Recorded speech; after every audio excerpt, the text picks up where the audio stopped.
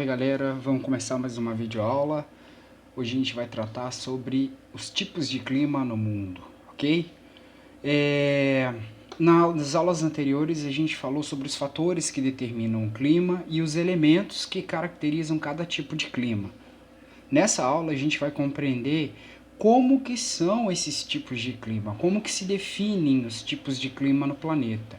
E a principal classificação, que vai analisar os tipos de clima no mundo é a classificação do Arthur Strahler, que é um geógrafo e um meteorologista americano. É um dos mais famosos dentro da área da climatologia e ele classifica e considera os tipos de clima no planeta considerando dinâmica de massas de ar, formação de frentes, que a gente vai ver daqui a pouco o que é, formas e volumes de precipitação e temperatura. Diante desse cenário, o Strahler ele vai determinar para a gente 3 grupos climáticos: os climas de latitudes altas, ou seja, aqueles controlados por massas de ar de origens polares, os climas de latitudes médias, controlados por massas de ar tropicais e polares, e os climas de latitudes baixas, que são aqueles próximos ao Equador, portanto definidos aí por massas de ar equatoriais e tropicais. Não sei se vocês estão lembrados, mas as massas de ar são fatores climáticos. São grandes blocos de ar que se deslocam pela troposfera, que é a camada mais baixa da atmosfera, e toda a massa de ar ela apresenta uma característica própria de temperatura e umidade. E ao se deslocar, ela vai provocando alterações no tempo, no clima, conforme a sua origem. Toda massa de ar sempre ela traz consigo uma característica de temperatura e umidade. E essa característica vai ser definida pela origem dela. Se ela se originar no oceano, ela vai ser úmida. Se ela se originar no continente, ela vai ser seca. Se ela se origina em áreas tropicais e equatoriais, elas são quentes. Se ela se origina em áreas temperadas ou polares, elas vão ser frias. Enfim, a dinâmica das massas de ar é uma das referências que o Strahler utiliza para poder definir os tipos de clima no mundo. E a partir disso, a gente tem a questão da formação das frentes, que é uma outra situação que o Strahler usa para caracterizar, para definir os climas no mundo, E o que são as frentes? Nada mais é do que a zona de contato entre massas de ar de origens diferentes. Sempre, ao se deslocar, uma massa de ar, elas nunca vão se encontrar. Geralmente elas nunca se misturam, melhor dizendo, Quando elas se deslocam, sempre uma vai empurrando a outra, de modo que aquela que for mais forte em termos de intensidade, ela vai prevalecer no lugar. A gente observa isso vendo que os dias, eles têm características climáticas de tempo diferentes. Um dia tá fazendo calor, outro dia tá fazendo frio, um dia tá chovendo, outro dia tá ensolarado. Por quê? Por conta das diferentes massas de ar que vão estar atuando ali em determinados momentos. Então as massas de ar, ao se deslocarem, elas não se encontram, uma vai empurrando a outra. A zona de contato entre essas massas dá origem às frentes, que podem ser frias ou frentes quentes, ok? Aqui a gente vai ter um exemplo próximo, de uma formação de uma frente. Uma frente fria, quando uma massa de ar polar avança sobre uma massa de ar quente. Aqui a gente tem uma situação muito comum agora no período do inverno, que acontece no Brasil.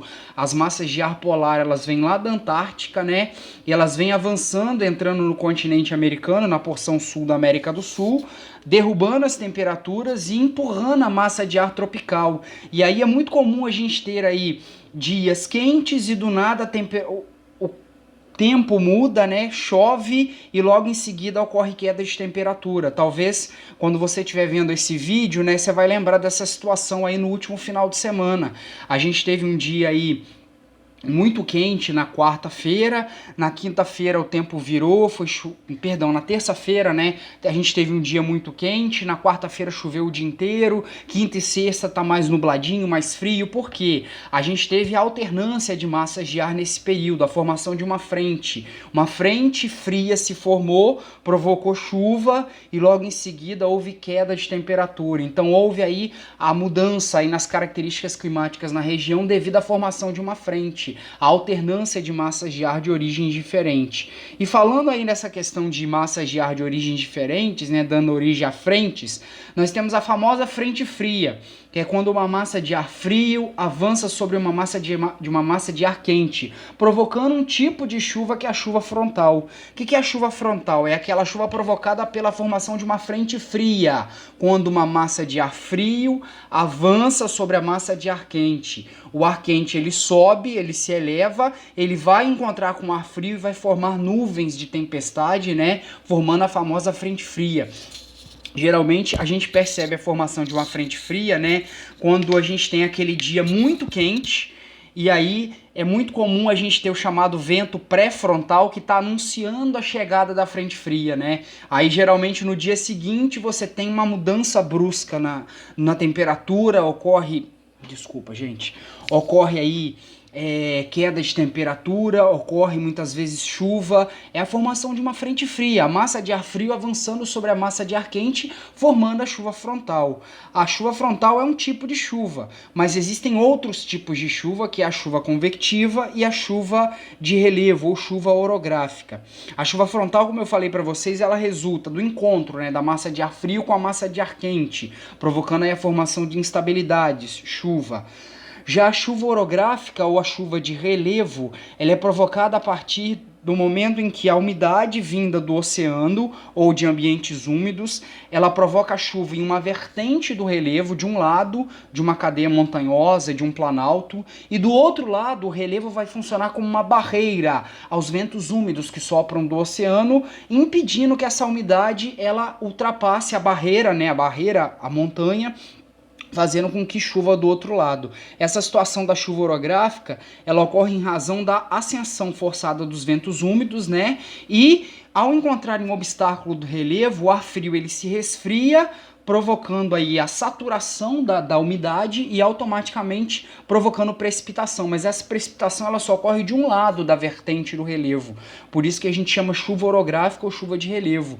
Essa é uma situação comum no Nordeste brasileiro, onde no lado voltado para o litoral, né, ocorre a chuva, né, no litoral do Nordeste, na chamada Zona da Mata, chove, e no semiárido, no sertão, né, no interior do Nordeste não chove porque o Planalto da Borborema ele bloqueia a passagem da chuva, né? Então ocorre a chuva de um lado do relevo, o chamado barlavento, e do outro lado, pessoal, é o sotavento, ou seja, o vento ele até ultrapassa o relevo, mas ele ultrapassa sem umidade, portanto caracterizando aí de um lado chuva, do outro lado a aridez, né, a falta de chuva. Outro tipo de chuva, pessoal, muito comum é a chuva de convecção, que ela é típica de áreas mais quentes e úmidas. Ela é provocada pela grande evaporação de umidade durante o dia, né, e a atmosfera saturada num determinado período da tarde dessa umidade que evaporou, ela vai se condensar na forma de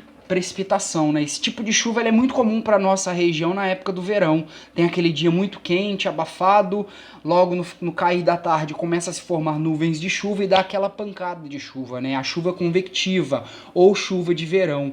Na Amazônia brasileira ela acontece todo dia, porque todo dia você tem muito calor e muita umidade evaporando.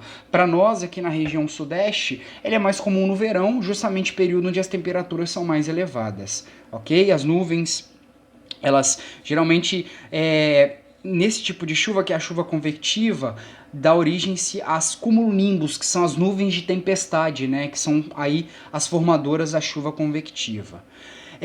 Ao analisar os tipos de clima no mundo, a gente vai falar dos climogramas. É um gráfico que apresenta as características de um determinado tipo de clima em relação ao seu comportamento quanto à temperatura e umidade, precipitação ao longo do ano. E aí a gente vai ter uma espécie de plano cartesiano, onde na abscissa, na chamada coordenada horizontal, vão ser assinalados lá os 12 meses do ano. Observem lá as letrinhas, as iniciais dos 12 meses do ano, na abscissa horizontal do plano cartesiano. E nas ordenadas, ou seja, na coordenada vertical, nós temos representadas à direita, geralmente, as temperaturas médias mensais, e à esquerda, pessoal, geralmente é a quantidade de chuva indicada para a gente a cada mês. Observem aí o climograma de São Lourenço. Reparem aí, as 12 coluninhas de chuva de cada mês, do lado direito a temperatura e do lado esquerdo a umidade, a quantidade de chuva média que cai. Pela análise desse climograma, dá para a gente observar que outubro, novembro, dezembro, janeiro, fevereiro, março são os meses mais chuvosos. Reparem lá que ao analisar as colunas, né, os meses do ano representados aí pelas coluninhas, reparem aí que elas estão mais cheias. E eu vou olhar à esquerda do meu climograma, observem lá em milímetros, ó, como são os meses mais chuvosos. E os meses menos chuvosos, ó, maio, junho, julho, agosto. Reparem que as coluninhas estão lá embaixo. E a temperatura eu vou observar à minha direita, ó, observem a abscissa, a coordenada, perdão, da esquerda, que é a ordenada, melhor dizendo, a ordenada à esquerda lá, a temperatura em graus Celsius. Reparem lá em São Lourenço que a temperatura média, né, é o clima tropical de altitude, ela tá lá na casa dos 20, 21 graus em janeiro, fevereiro. Quando chega abril, ó, período do inverno, as temperaturas diminuem, chegando lá a casa dos 14, 15 graus mais ou menos. Ao analisar os climas, né, no mundo, a gente vai ver eles entendendo a lógica, vendo eles sendo caracterizados através dessas representações que são os climogramas. Voltando então, a principal classificação que a gente vai estudar para ver os climas no mundo é a classificação do Staller, que classifica os climas no mundo conforme a dinâmica de massa de ar, formação de frentes e volume de precipitação e as temperaturas. E a partir dessa classificação do Staller, nós temos 3 grandes grupos climáticos: os climas de latitudes altas, exemplos clássicos o polar e o frio; os climas de latitudes médias, exemplo clássico temperado e mediterrâneo; e os climas de latitudes baixas, o tropical e o equatorial. Olha só, as zonas térmicas da Terra, elas representam bem essa questão que o Staller trabalha, as latitudes baixas, as médias e as latitudes altas. A zona tropical aí, ela corresponde às latitudes baixas. As latitudes médias são as zonas temperadas e as latitudes altas são as zonas polares ou glaciais, ó. Observem aí a próxima ilustração. Vamos começar pelos climas de latitudes altas. Clima polar ou glacial, ele ocorre justamente nas áreas próximas aos círculos, dentro dos círculos polares ártico e antártico, ou seja, no polo norte e no polo sul do planeta, e ele recebe esse nome justamente porque ele apresenta baixas temperaturas o ano todo, né? No verão, que é curtíssimo, geralmente aí é um período de 1 mês, 2 meses no máximo, as temperaturas podem atingir no máximo 10 graus, mas na maior parte do ano, observem que nesse climograma aí nós temos a representação, as temperaturas estão sempre abaixo de zero. Olha a curva de temperatura, reparem que praticamente todo ano, ó, abaixo de zero, ok? Nessa região, né, nas regiões de clima polar, as temperaturas estão sempre negativas justamente por conta do fator latitude, determinando a baixa incidência de radiação solar. Por isso, as baixas temperaturas nesse clima polar. O clima frio, ele também é chamado, ele está dentro desse grupo aí das altas latitudes. Ele é chamado também de subpolar. Ele é frio como o polar, mas ele não é um frio tão rigoroso, né? Ele apresenta 2 estações bem definidas. O verão é fresco, temperaturas em torno de 10 graus, e o inverno é rigoroso, mas esse rigor aí no inverno não é tão grande como no clima polar.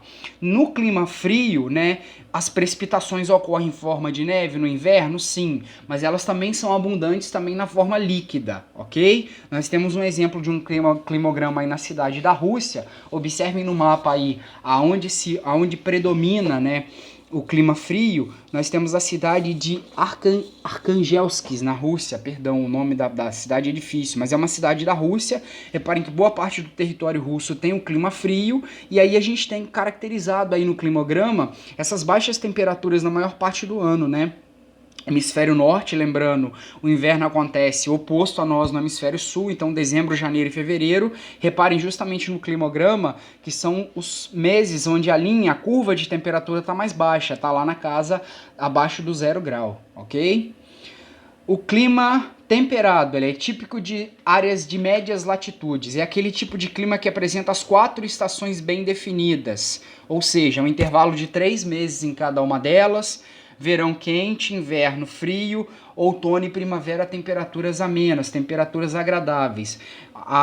No mapa na parte superior aí do slide, nós temos a área de abrangência do clima temperado. Reparem lá, áreas dos Estados Unidos, do Canadá, regiões do continente europeu e também do continente asiático. E aí nós temos uma ilustração da cidade de Paris, né? Percebam aí a Torre Eiffel, símbolo da cidade de Paris, caracterizando aí as 4 estações do ano. Reparem aí que é o mesmo lugar no verão, né? Na primavera, perdão, no verão, no outono e no inverno. Reparem aí, as 4 estações bem definidas. É a característica principal do clima temperado. O clima temperado ele tem uma diferença em relação ao continente e ao oceano, né? Nós temos uma distinção em localidades próximas ao mar e localidades onde tem o clima temperado distantes do mar. Por isso que você tem a variação do temperado continental e do temperado oceânico, né? Influência da continentalidade e da maritimidade. Nos locais distantes do mar, predomina o clima tropical continental. É o exemplo desse primeiro climograma aí à esquerda de vocês. Clima temperado continental, Moscou, na Rússia. Tem as 4 estações bem definidas? Sim. Mas no temperado continental, por conta da distância em relação ao mar, vai ser maior a amplitude térmica, ou seja, maior a variação de temperatura. No inverno, a temperatura cai mais. No temperado oceânico, reparem que a curva de temperatura ela representa uma amplitude térmica menor, justamente pela proximidade em relação ao oceano.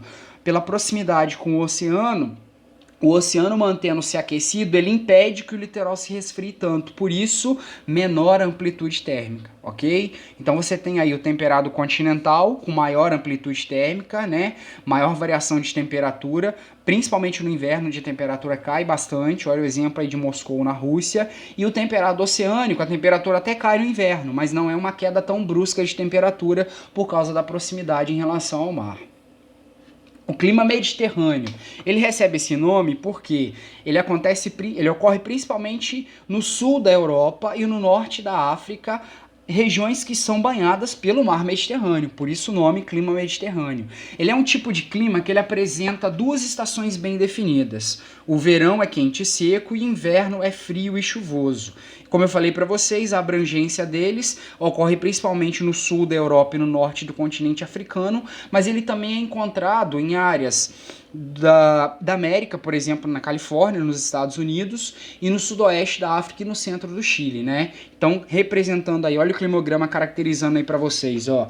Isso aí é Badajoz, na Espanha, o verão quente e seco, verão no hemisfério norte, né? Junho, julho e agosto, reparem lá a temperatura mais alta e o baixo volume de chuva, e o inverno frio e chuvoso, ó. Novembro, dezembro, janeiro, fevereiro, períodos de inverno mais chuvoso e mais frio. Esse é o clima mediterrâneo.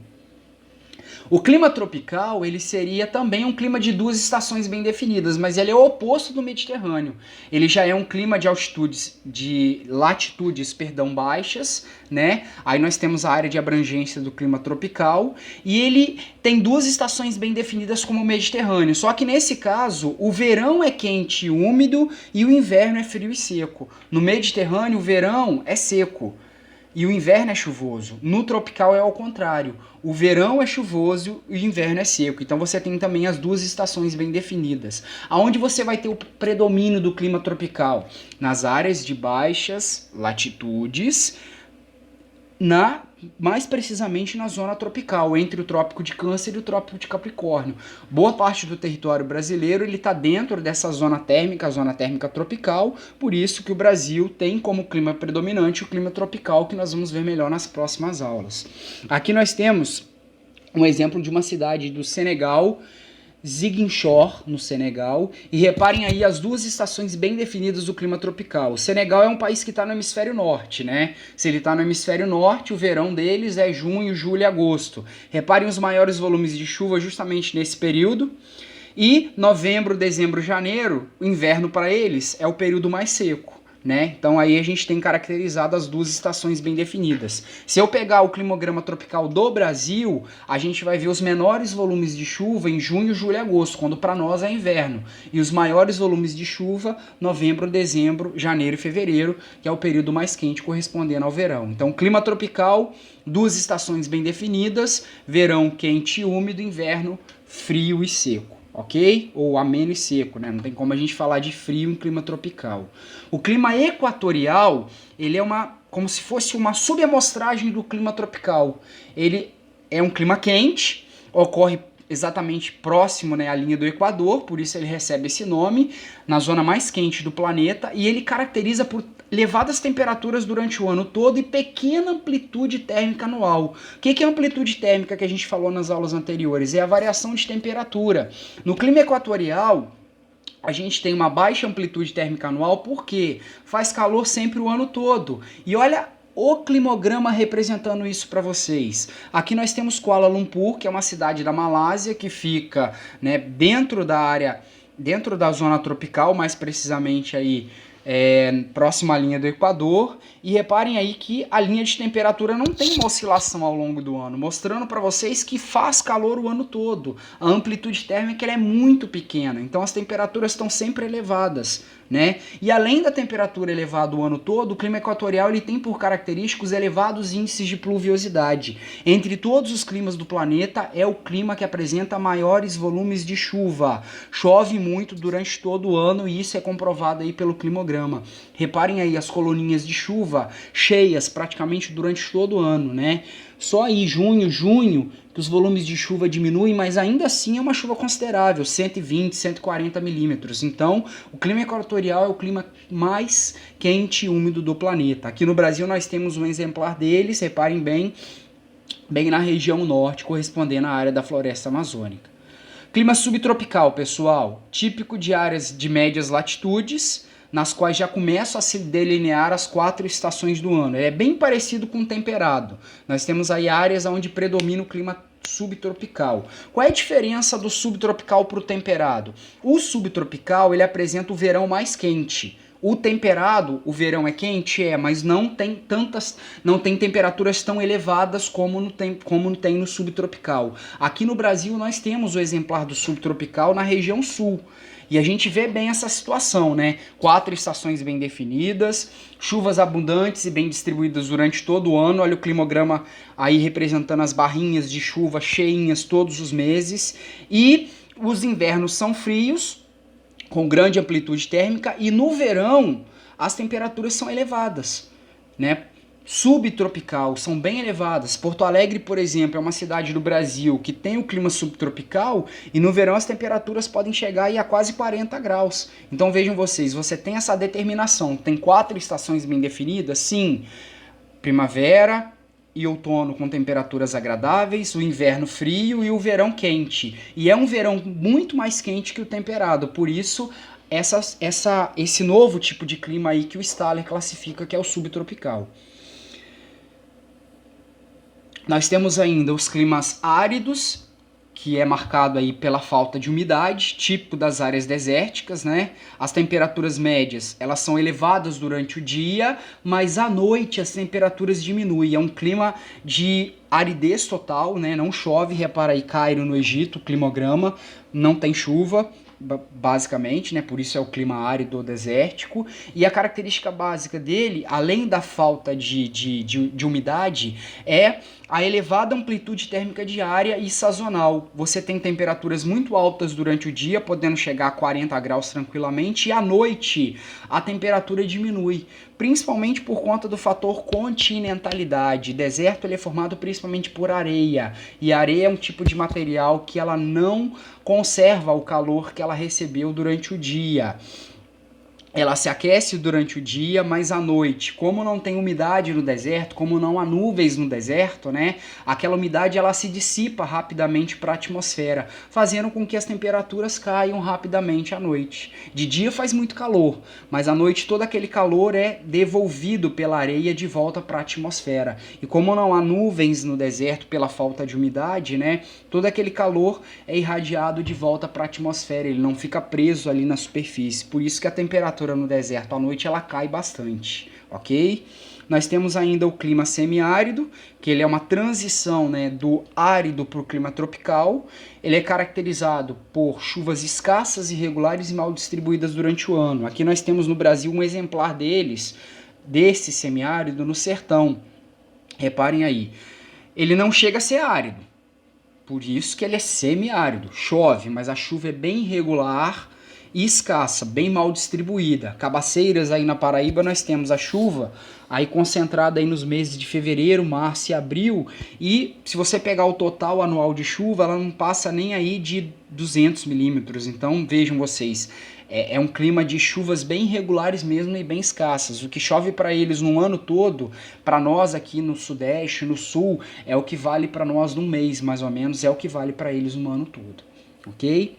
Nós temos ainda o clima de altitude ou frio de montanha, que é um clima frio, mas esse frio aí vai ser determinado pelas áreas de altitudes elevadas. Por isso que ele é chamado também de frio de montanha, né? São climas com temperaturas muito baixas devido ao fator altitude. Lembra? Quanto maior a altitude, menor a temperatura, porque à medida que a altitude ela aumenta, o ar vai se tornando rarefeito, menos moléculas de ar presente, menor aquecimento, logo menores temperaturas, né? Reparem aí as características. O verão muito curto, inverno as temperaturas raramente ultrapassam os 10 graus Celsius e, como eu falei para vocês, por conta da altitude faz muito frio e geralmente a precipitação ela ocorre sob a forma de neve. Aonde que a gente observa esse tipo de clima? Nas áreas onde você tem os dobramentos modernos ou as altas cadeias de montanhas, como por exemplo aqui na costa oeste da América do Sul, a Cordilheira dos Andes,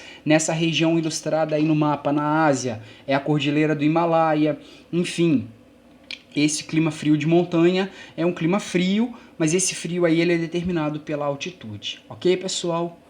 Na próxima aula a gente vai trabalhar os climas no Brasil especificamente. Mandei para vocês no slide, esses slides no e-mail para complementar os estudos. Até a próxima, quando a gente vai ver os climas no Brasil.